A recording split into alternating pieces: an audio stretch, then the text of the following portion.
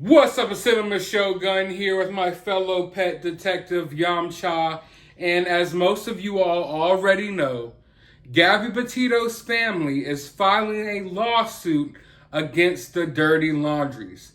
And I am extremely happy about that. And I know that I promised you all that I was going to read through the lawsuit and all of the documents attached to the lawsuit for you all. And I am still going to do that today. So look out for that video coming later. But first, I just have to touch on one more detail that we got from this lawsuit so far. One more key detail, if you ask me. And that is that Brian Laundrie's mother, and I guess his father as well, blocked the Petito family.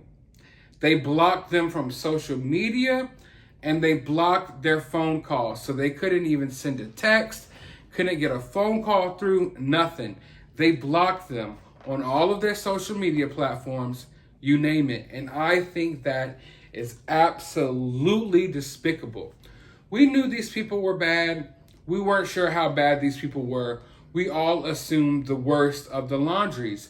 And after the case kind of wrapped up and slowed down, I have to admit, a portion of me kind of felt bad because I'm not the type of person that intrudes in people's lives. I'm just not that type of guy, you know? And I felt like I maybe poked into the Laundrie's lives a little bit too much, maybe with my coverage, because I was assuming the worst of them. And then when the story wrapped up, it looked like maybe, just maybe, there was a possibility that the Laundries really were thrown through a loop with this whole situation, just like we were. But to find out that they blocked the Petitos on social media, is just a key indicator that they knew. Now, of course, this lawsuit claims that Brian Laundrie told his parents that he killed Gabby on August 28th before he even returned home to Florida. And I already went over how I felt about that in my last video. You could go check that out if you want my thoughts about that. But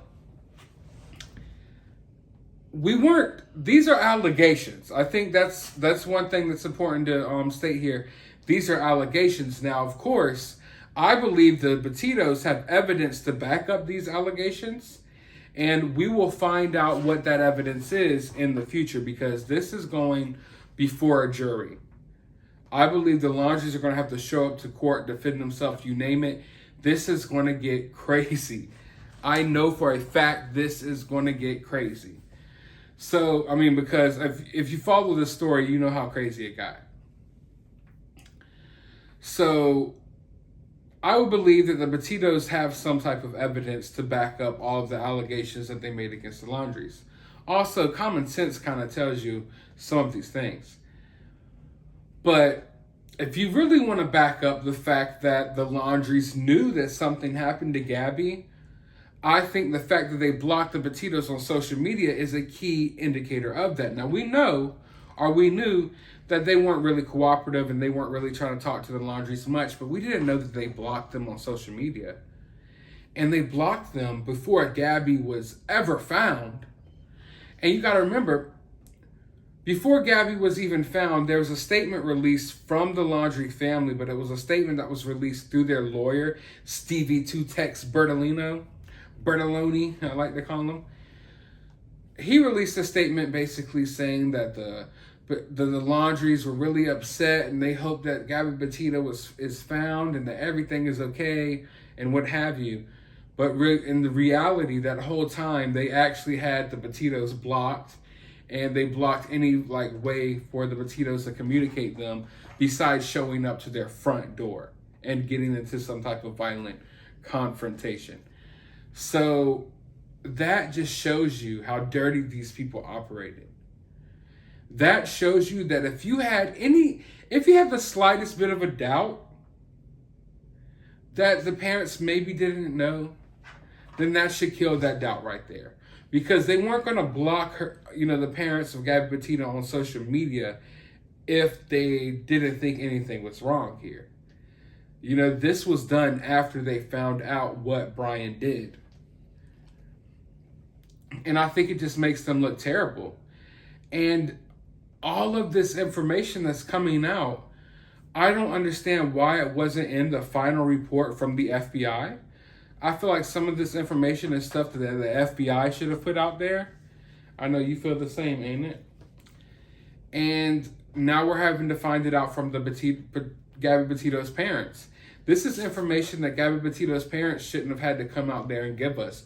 It should have been given to us by the officials that were looking into this case. And I believe the reason that they didn't give us that information is because, in a way, it kind of looks like to me that the Laundries were let off here kind of easy.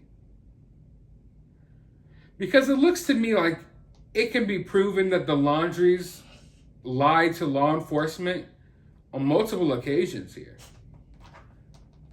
I mean, I'm not sure what they said. Of course, they maybe pleaded the fifth, of course, so maybe they didn't say anything when they were taken in for questioning. Maybe they didn't answer any questions at all. I don't know, but at the very least, I think it's provable that the Laundries knew that they were taking in a criminal, which was their son, but they knew that they were taking in a murderer and that they were hiding that murderer and that they were hiding information about a murder. You get what I'm saying here?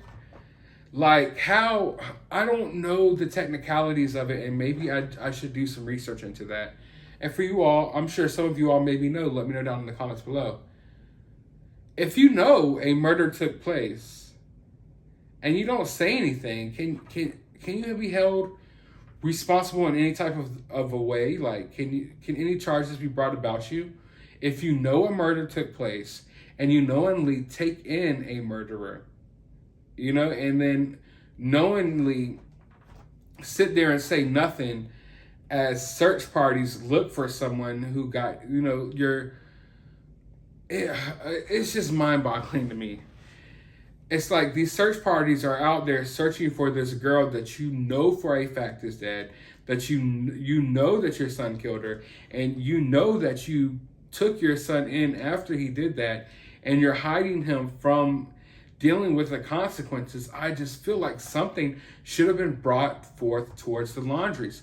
Some type of charges, or even some fines, for Christ's sake. How much money was spent searching for Gabby? How much money was spent searching for Brian Laundrie when the Laundries could have just, you know, settled that from the beginning? And then you get more information about, oh, that they were supposedly going to try to get him out of the country. I'm looking forward to hearing what type of details and evidence we get from that. But I can't fathom how someone could be so cold-hearted. And Gabby was someone who was living under their household, someone who was about to marry their son. She wasn't just some little fling girlfriend that they didn't even really know. She was literally part of their family at that point. And I just think that it's disgusting that the Petitos are the ones that have to come forward with these details when law enforcement should have come forward with these details. And I feel like they specifically didn't let these details out there because they know that the public would question, why aren't the Laundries being held somewhat responsible for at least something that took place here? But it is what it is, folks. Hopefully the Laundries get sued for everything that they're worth and they have to live the rest of their life on top ramen. But I want to know your thoughts about all of this down in the comments below. While you're down there, say hey to my fellow pet detective. He's feeling a little under the weather today, so say hey to him. And drop a thumbs up, subscribe, ring the notification bell, all that good stuff. And as always, find some time out of your day to go watch a movie.